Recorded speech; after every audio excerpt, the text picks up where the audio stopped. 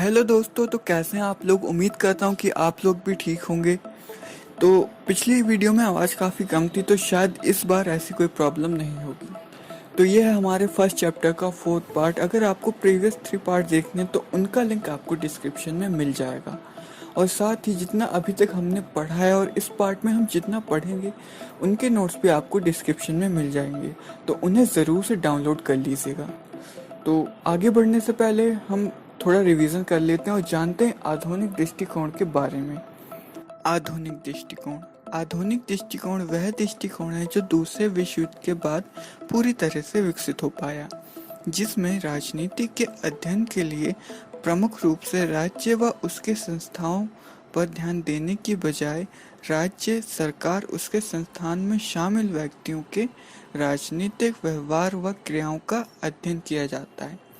जैसे कि कोई राजनीतिक व्यक्ति है, भले ही वो मतदाता हो या राजनेता, उसका किसी भी राजनीतिक तत्व के लिए कैसा व्यवहार है, जिसमें उसके द्वारा की गई क्रिया या एक्टिविटी भी शामिल हो सकती है, उसका उस चीज़ के लिए कैसा व्यवहार है, इस चीज़ का अध्ययन किया जाता है। साथ ही इस व्यवहार को प्रभावित करने वाले कारकों का अध्ययन भी इस दृष्टिकोण में किया जाता है। अब हम आगे पढ़ेंगे व्यवहारवादी दृष्टिकोण और मनोवैज्ञानिक दृष्टिकोण के बारे में, जहाँ पर आगे चल के हम एक प्रॉपर एग्जाम्पल के जरिए इन दोनों में एक्चुअल रिलेशन क्या है इसके बारे में जानेंगे। तो पहले बात करते हैं व्यवहारवादी दृष्टिकोण के बारे में। व्यवहारवादी दृष्टिकोण। व्यवहारवादी दृष्टिकोण वह दृष्टिकोण है जिसमें राजनीति के यथार्थ रूप को, यथार्थ मतलब कि रियल यानी कि असलियत में जो है। अब यहाँ पर अब एक बात समझिए, अगर आपने प्रीवियस लेक्चर देखे हैं तो जहाँ बात की जाए पारंपरिक दृष्टिकोण की, तो वहाँ पर राजनीति को समझने के लिए राज्य सरकार और संस्थाओं के समझने की बात की जाती थी, उन पर ध्यान देने की बात की जाती थी। वहीं बात करें अगर आधुनिक दृष्टिकोण की, तो यहाँ पर राजनीति के अंदर व्यक्तियों का व्यवहार कैसा है, असलियत में राजनीति कैसे काम कर रही है, इस बात पर ध्यान दिया जाता है। यानी कि यहाँ पर ज़्यादा से ज़्यादा वैज्ञानिकता पर जोर दिया जाता है। वहीं पर बात करें पारंपरिक दृष्टिकोण की, तो वहाँ पर राज्य की समस्याओं, संस्थानों की समस्याओं को सुलझाने पर, उन्हें बेहतर कैसे किया जाए, इस बात पर जोर दिया जाता है। तो वापस आते हैं अपने टॉपिक पर और बात करते हैं व्यवहारवादी दृष्टिकोण की। व्यवहारवादी दृष्टिकोण वह दृष्टिकोण है जिसमें राजनीति के यथार्थ को जानने के लिए उसके तत्वों में शामिल व्यक्तियों के राजनीतिक व्यवहार का अध्ययन किया जाता है।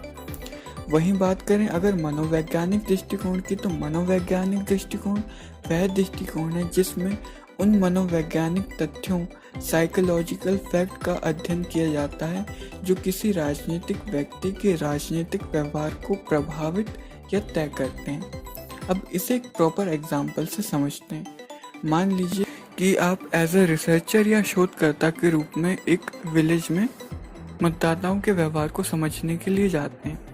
तो वहाँ पर आप देखते हैं कि मतदाताओं का जो व्यवहार है वो थोड़ा रूढ़िवादी सा दिखता है, क्योंकि वो एक ऐसे उम्मीदवार को ज़्यादा से ज़्यादा वोट देते हैं जो कि रूढ़िवादी है, यानी कि पुरानी परंपराओं को मानने वाला रूढ़िवादी कहलाता है, जो कि एक रूढ़िवादी और उसे वोट देते हैं। तो यहाँ पर आप समझ पा रहे हैं कि जो मतदाताओं का व्यवहार है वो थोड़ा या काफ़ी हद तक रूढ़िवादी है। अब इसके पीछे साइकोलॉजिकल फैक्ट जो काम कर रहा है, यानी मनोवैज्ञानिक तथ्य जो काम कर रहा है, वो हो सकता है विश्वास। तो यहाँ पर आप प्रॉपर डिफरेंस जान पा रहे होंगे कि व्यवहारवादी दृष्टिकोण और मनोवैज्ञानिक दृष्टिकोण में अंतर क्या है। मैं भी हो सकता है कि वहाँ का उम्मीदवार भानु प्रताप सिंह हो। खैर, आगे बढ़ते हैं। तो अब समझते हैं प्रणाली दृष्टिकोण के बारे में। प्रणाली दृष्टिकोण, ये दृष्टिकोण डेविड ईस्टन द्वारा प्रस्तावित किया गया था, जिसमें राजनीति को समझने के लिए उसे एक व्यवस्था के रूप में ना देखकर एक पूरे सिस्टम के रूप में देखा जाता है, जिसके 2 प्रमुख अंग हैं। एक सामाजिक पर्यावरण जो इनपुट सेक्शन में काम करता है, वहीं दूसरा है राजनीतिक व्यवस्था जो आउटपुट सेक्शन में काम करता है।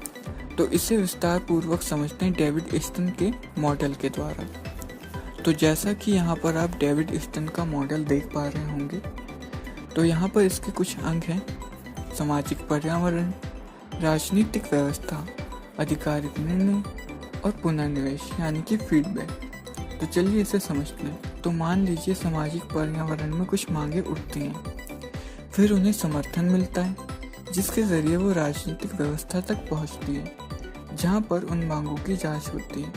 अगर वो मांगे सही हैं तो उन्हें आगे आधिकारिक निर्णय के पास भेजा जाता है, जहां पर उन पर निर्णय लिया जाता है और उनसे जुड़ी नीतियां बनाई जाती हैं। फिर उन्हें वापस भेज दिया जाता है सामाजिक पर्यावरण में, जहां पर उन्हें फीडबैक मिलता है यानी कि पुनर्निवेश मिलता है कि किस तरह से वो काम कर रहे हैं और अगर उनमें बदलाव की ज़रूरत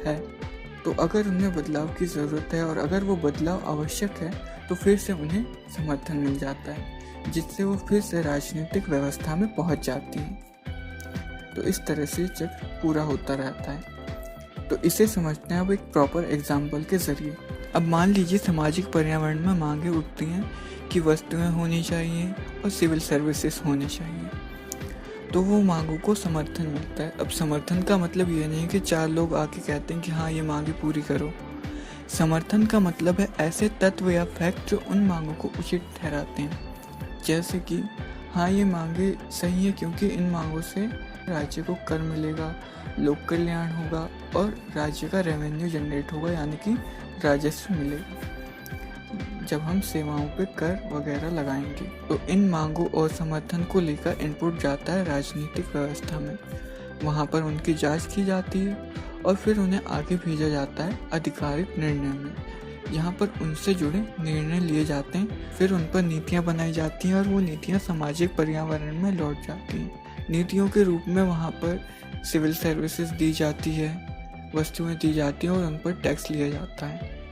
फिर अगर उन नीतियों में परिवर्तन की ज़रूरत है और वो परिवर्तन आवश्यक है तो उन्हें समर्थन मिलता है और फिर से वो राजनीतिक व्यवस्था में पहुंच जाती हैं। तो इस तरह से चक्र चलता रहता है और डेविड ईस्टन का प्रणाली दृष्टिकोण इस तरह से काम करता रहता है। इस चैप्टर के बचे हुए टॉपिक हम लास्ट पार्ट में कवर कर लेंगे।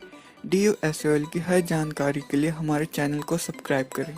वीडियो अच्छी लगी हो तो लाइक करें, शेयर करें, कमेंट करें। Thank you.